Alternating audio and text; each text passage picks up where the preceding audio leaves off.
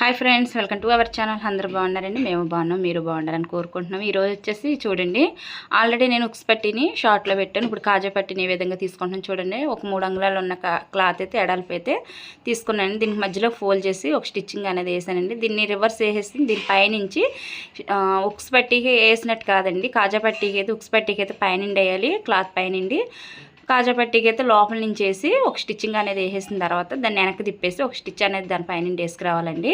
చాలా ఈజీగా అర్థమవుద్దండి. కొత్తగా నేర్చుకున్న వాళ్ళకైతే కాజా పట్టీ అని ఉక్స్ పట్టీ అని చాలా ఈజీగా అవుద్ది. దానిపైనుంచి నేను చూపించిన విధంగా దానిపైనుంచి ఒక స్టిచ్ వేసేసి వెనక్కి తిప్పేసి చూడండి, లోపలికి ఈ విధంగా మడిచేసి ఒక స్టిచ్ అనేది వేసేసి దీన్ని రఫ్ చేయాలండి. రఫ్ చేసేసి దీని పక్క నుంచి మనం కాజాలు వేసుకోవాలి కదా, దాని పక్క నుంచి ఒక పావంగులన్నీ గ్యాప్లోనూ ఒక స్టిచ్ అనేది వేసుకురావాలండి. మీకు ఈ వీడియో నచ్చితే కనుక లైక్ చేయండి, షేర్ చేయండి, కామెంట్ చేయండి, అలాగే సబ్స్క్రైబ్ చేసుకోండి. Thanks for watching.